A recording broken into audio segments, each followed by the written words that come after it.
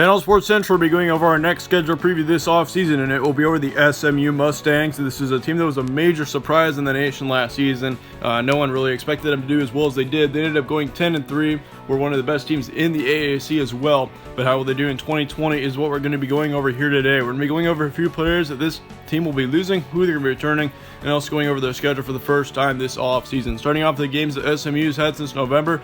And we start off on November 2nd when they played Memphis. That was a road game, and certainly that could have been a huge win there if they could have gotten a win there. But it ended up being a loss. 48-54 was their final score. Of course, it was a shootout against Memphis, which was a team they won the conference last season. So certainly for SMU, that wasn't all that terrible of a loss, being able to keep up with them. But yeah, either way, they were able to bounce back the next week against East Carolina. They put up 59 in that one. That game was an extremely high-scoring one as well. I mean, you had 110 total points scored in that one.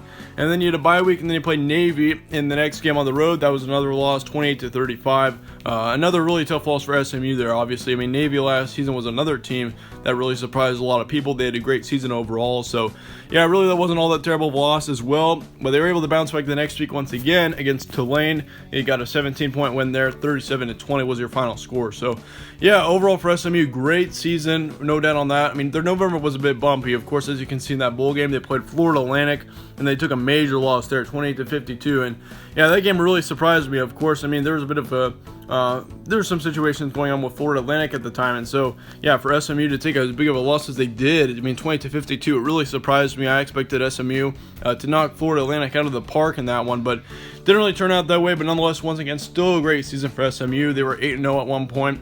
They were undefeated all the way through the first 2 months of action. I mean, this team was definitely one that was probably one of the better Group of 5 conference teams going into November, and obviously they were 2-3 between their last 5 games, so that was kind of tough. But once again, of course, it was still a great season for SMU. I believe this was the best season that they've had in a really long time too. So yeah, you can't forget about that. If you're an SMU fan, I'm sure you were very happy with the past season, and yeah, it'll be interesting to see whether they can do that again. Of course, the returning production, I'd say, is pretty average.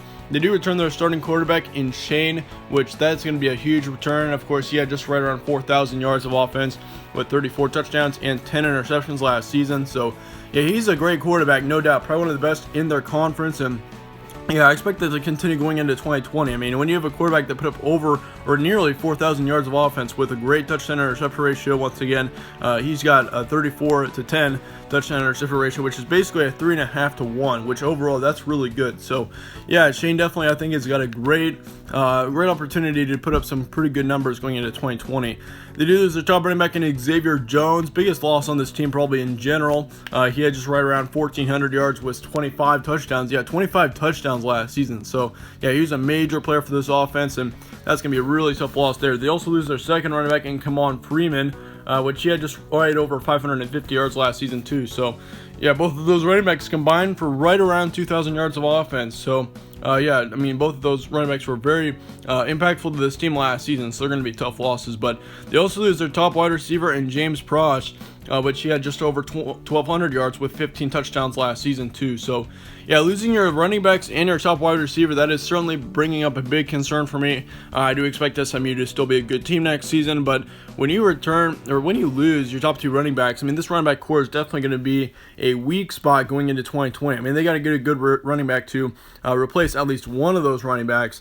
When you have Xavier Jones, who put up 25 touchdowns last season, he was a major impact for this team. You can't forget about that. So, yeah, certainly for SMU, there's a couple of question marks on this offense especially, but yeah, it'll be interesting to see whether or not those can be filled going into 2020.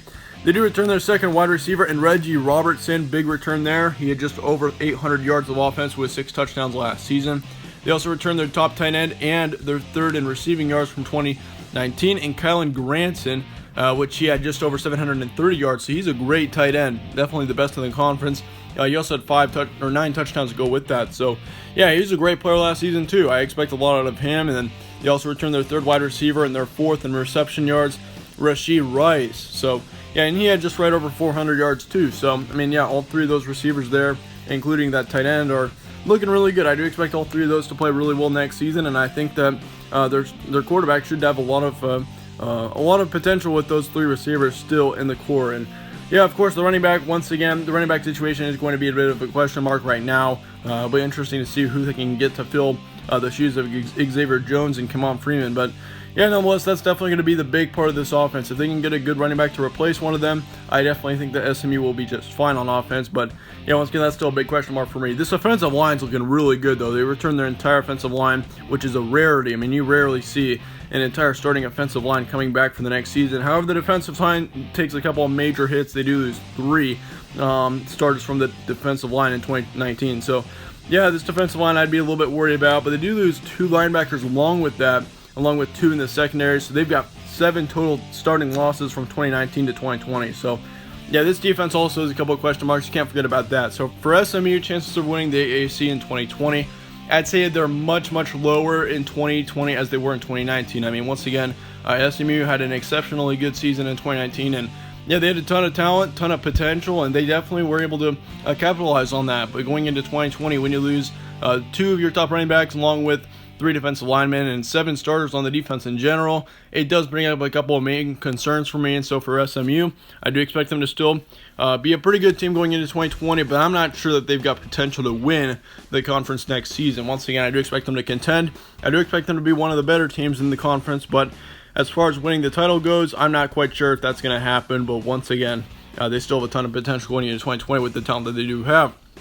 But yeah, with that being said, let's look at your schedule for 2020. Start off the season on September 5th at Texas State. So you stay in Texas for the first, I believe, 4 games. Yeah, you got Texas State, of course, and then you got SF Austin at home. Then you got North Texas on the road on the 19th. Then you finish off September against TCU. So yeah, you actually stay in Texas all the way until mid-October. So that's going to be kind of interesting to see how that works out until you go to New Orleans to play Tulane on the 17th. So you got a big break there between October 1st and the 17th. So that should be interesting as well. Kind of a weird schedule for SMU.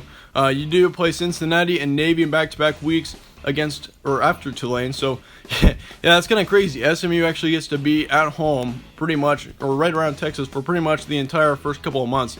But you do have a couple of road trips coming up then in November when you got Temple, Tulsa, and East Carolina. You do have Houston at home, though, on the 21st. But nonetheless, here's what I'm expecting. I'll give you 3 guaranteed wins. Once again, in our schedule previews, we don't go over every game. We'll do that in our final predictions coming out in a few weeks. But yeah, I'm going to give you 3 guaranteed wins: Texas State, SF Austin, and North Texas. And I consider bringing out or taking out one of those games, North Texas, just because it's on the road and they weren't all that terrible of a team last season. But I'm still going to give you a guaranteed win for that. I'm pretty confident that SMU will start off with 3 wins. It just is going to be a matter of after that. I mean, TCU next season, I don't expect a whole lot out of. But still, I mean, that's going to be a big game for SMU. And if they can beat TCU there and come out of September undefeated, I think that this team could definitely make a run for the conference championship. It gives them a lot of great momentum going into the rest of the season. But your record estimation is going to be 7-5 to 9-3. And most people are actually expecting SMU to be a 10-win team once again in 2020. That's what I've heard, at least. And I'm not really expecting that. I think SMU is going to be a good team. They should make a bowl game, no problem. I mean, that's not really a big concern for me. But I just don't think that this team has got the potential. I don't think that they've got the talent quite as much as they did last season. I mean, once again, when you lose 7 starters on the defense, that's going to be tough to deal with at first, and it's going to take some getting used to. But I think for SMU, once again, still a good season coming up. 7-5 to 9-3 is going to be a record estimation. So, that being said, that about wraps up our schedule preview on SMU. If you enjoyed this schedule preview, be sure to slap a like on it, subscribe as well. Really helps out the channel. I'd really appreciate that. But once again, thanks for watching. Stay tuned for more from All Sports Central, and I will see you all later.